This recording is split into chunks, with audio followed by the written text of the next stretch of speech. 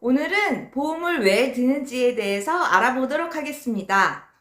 보험은 왜 드는 것일까요? 꼭 필요한 것일까요? 아니면 남들이 다 드니까 보험을 드는 것일까요? 오늘 알아보도록 하겠습니다. 저도 보험을 20대 후반까지는 남들이 다 보험을 드니까 보험을 하나씩은 있어야 되겠다는 생각으로 보험을 들었습니다. 근데 보험을 그냥 남들이 드니까 보험을 들었지 제가 아프리라고는 전혀 생각하지 않았습니다. 왜냐하면 제가 초등학교 2학년 때부터 고등학교 2학년 때까지 운동선수 출신입니다. 인라인 스케이트를 막 탔는데요. 초등학교 때부터 운동을 했으니 제가 체력에 대해서는 얼마나 자신이 있었겠습니까? 그런데 20대 후반에 20대 후반에서 이제 30대 초반이 될 쯤 저에게 큰 병이 찾아왔습니다.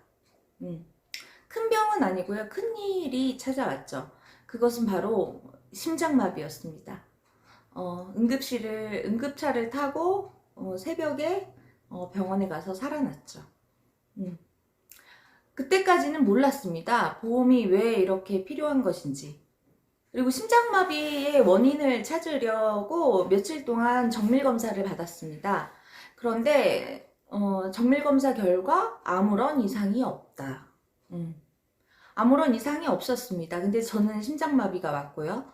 그리고 그 이후로 잔병치레로 뭐 장염에 편도수술에 이것저것 해서 한 달 정도를 병원 신세를 졌습니다. 그때 이후에 알았습니다. 나에게도, 건강한 나에게도 무슨 일이 생길 수도 있겠구나. 보험을 하게 된 계기도 그것이었는데, 갑자기 죽을 수도 있겠다, 죽을 뻔했다, 이렇게 생각을 했더니, 저희 부모님이 생각이 났습니다. 저희 부모님이 갑자기 자다가 심장마비로 딸이 죽었다라는 소리를 들었으면 저희 부모님은 어떻게 살아가셨을까요?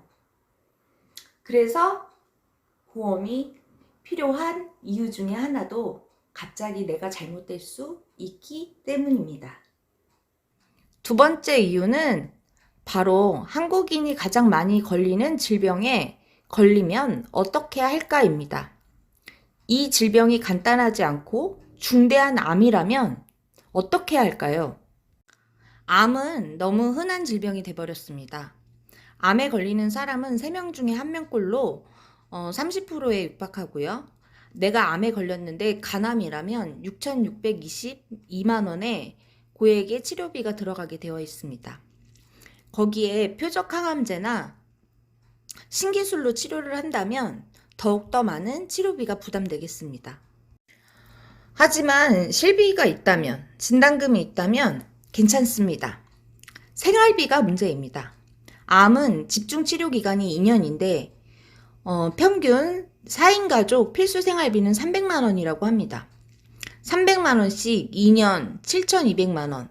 그리고 추가적으로 면역력을 올려주는 건강식품이나 말기 암 환자인 경우에는 진통주사를 맞습니다. 진통주사의 값은 한 번 맞을 때마다 100만 원이고 한 달에 2번 맞을 수 있습니다. 어찌됐든 추가적으로 100만 원 정도의 추가 생활비가 들어간다고 할 수 있습니다. 그러면 토탈 2년 동안 필수 생활비는 9,600만 원이 되겠죠. 암 치료 후 당신은 다시 직장 생활을 할 수 있을까요?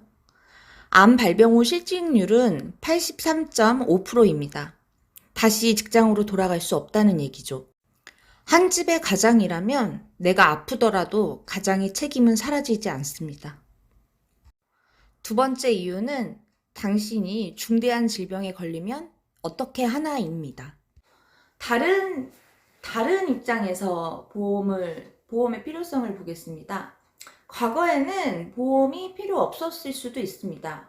왜냐하면 은행 금리가 높았기 때문에 은행에 돈 넣어놨다면 충분히 의료비 지출을 할 수 있었고 재산이 가만히 있어도 불어나는 시대였기 때문에 따로 의료비를 준비하지 않고 생활을 하셨어도 됐고요.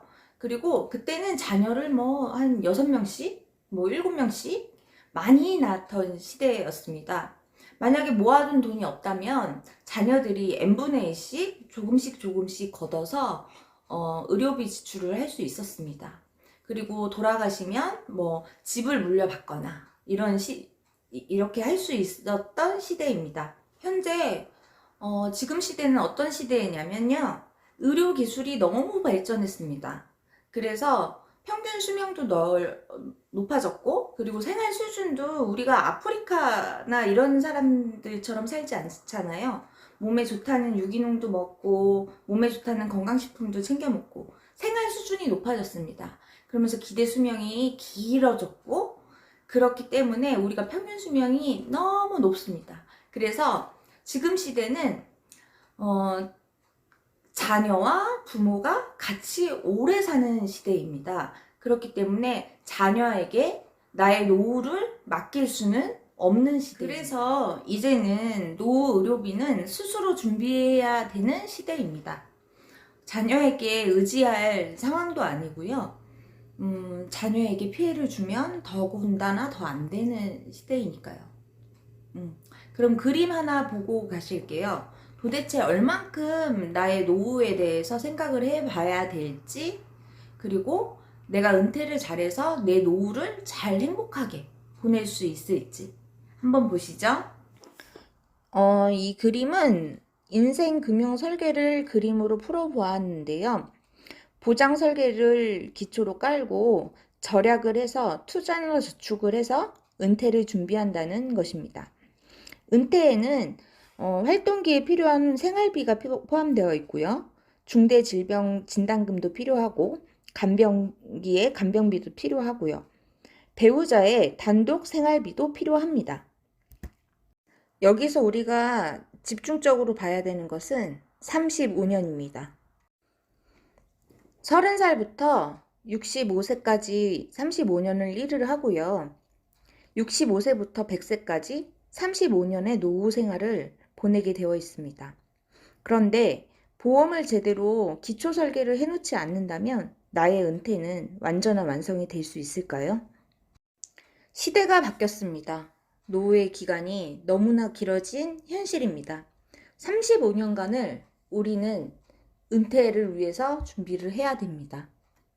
마지막 총 정리를 해드리겠습니다. 첫 번째, 보험이 필요한 이유. 보험이 필요한 이유는 첫 번째는 내가 갑자기 죽으면 어떻게 해야지입니다. 만약에 내가 나이 어린 자녀를 두고 있는 가장이라면 내가 없이 우리 가족이 행복하게 남은 삶을 살 수 있을까 생각을 해보시면 됩니다. 이게 기초 개념입니다. 보험을 드는 이유는 내가 갑자기 사망하면 어떻게 하지. 그리고 두 번째 이유는 내가 큰 병에 걸리면 어떻게 하지입니다. 큰 병에 걸린다면 뭐 요즘은 그냥 5천, 6천, 뭐 1억도 말씀하시는 분들도 많습니다. 의료비가 그만큼 의료비 수준이 많이 높아졌습니다. 그래서 내가 큰 병에 걸려서 큰 목돈이 들어가면 어떻게 하지? 내가 지금까지 힘들게 이렇게 집을 한 채 만들어 놨는데 이 집을 다 병원비로 써야 된다면, 아니면 빚을 지게 된다면 어떻게 할까요? 이 보험이 필요한 두 번째 이유는 내가 아프면 어떻게 하지입니다. 그리고 세 번째 보험이 필요한 이유. 의료기술과 생활 수준이 너무 높아졌습니다. 건강식품도 많이 먹고요. 그리고 뭐 우리가 아프리카 사람처럼 오염된 물 먹고 살지 않습니다. 생활 수준도 높아졌고 의료기술 수준도 높아졌습니다. 우리는 오래 살 수밖에 없습니다. 그렇기 때문에 나의 자녀에게 피해를 주지 않고 나의 각자 노후를 준비를 해야 되는, 노후 기간이 길어진 이 시대 때문에 어쩔 수 없이 나의 각자 자신의 보험을 잘 준비해야 됩니다.